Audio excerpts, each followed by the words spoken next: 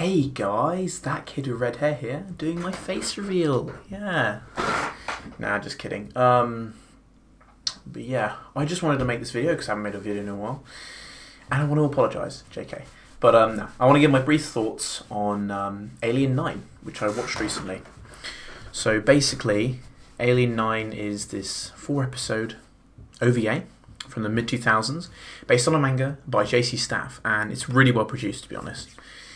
The colours really nice, poppy. The backgrounds are beautifully done, and it has some of the strangest character designs I've ever seen, but really cool ones. Like the girls have, from the profile view, their heads like bump out like a bean, and their eyes are like beans as well. But they're actually really distinctive and really cool. I love the character designs in this little OVA. It suffers from the problem that it only tells like the first arc of the manga's story. The manga's not very long. It's only about 37 chapters, I think. And it covers about the first 16. And all the chapters are really short. They're about 11 pages long. So it only covers the first half. But it's fine. It covers an arc.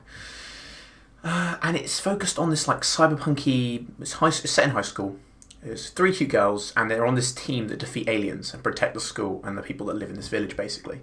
They ride around on roller skates, which is why I thought from the trailer that they were going to have some really nice fight choreography with like the roller skates like riding up along rails and stuff like that, like the grind boots in Ratchet and Clank and shit like that. But that doesn't really happen. But they are school kids, so I can't expect them to be fucking gods on roller skates. It's just to get them to move around quickly, and you're kind of just expected to accept the fact that these cute girls are the ones defeating these aliens, these like horrible beings that are threatening humanity. But it is pretty cool. So they ride around, and the main girl's called Yuri, and she cries a lot. She's quite wimpy. She's afraid of pretty much everything, but over time you can get quite endeared to her. I did anyway. I thought she was okay. The characters aren't that strong. They're kind of cool. There's a lolly girl called Wasami, and she's pretty cool.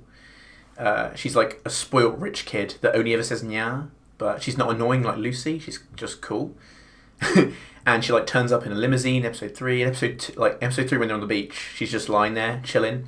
And the end of episode 3 has a really cool scene where there's this massive alien called the Yellow Knife that lands on the school ceiling, and she loves it. She just walks over to it and smiles and she just stares at it. And then it yeets her into her mouth, and she does like this little flip while like holding her arms out and legs out. It's a really cool scene. This show doesn't really hold your hand at all. It really expects you to pick up on the little details. The equipment these women are given, these high school girls, are called Borgs. They're like these helmets they put on them, and they protect them. Some really sharp sound design. Like in the first fight scene, the first alien they approach, like you see all of these tiny screws like just jet out of them. It's really explosive and cool, and they use them to defend. There's some like really cool designs with the way that Wasami in like episode 2 is spinning around as she goes towards the alien to fight it. The other 2 girls in the clan are really like strong-willed, and they're much more willing to do it. Yuri's just like a pussy. Episode 3 is like a slice of life thing where they like go to it's summer vacation because it starts at the beginning of the first term, and then they have summer vacation. They go to like a summer house, and the people. A nice little touch was the fact that the people that own the summer house also took the piss out of Yuri for being such a little pussy, because they basically they chase her around with this bobblehead thing in the night to scare her. It's quite funny. Yeah, had some good comedy in episode 3. But yeah, the Borgs look really cool because they make loads of different expressions depending on how they're feeling. They kind of like get used to their owner. And their owner's also kind of... There's this sense that the owner is kind of changed over time by the Borgs. Because in episode 2, we have this scene where the girls mock Yuri for growing 5 centimetres. And they're like, it must have been the Borgs' fault. And they all laugh. She's really insecure about it, of course. But yeah, they're nice to her. And she almost changes. You think she is. But I feel like the manga probably does show her changing. You just don't see it in the 4-episode OVA. It doesn't cover enough. Episode 4 gets really trippy, though.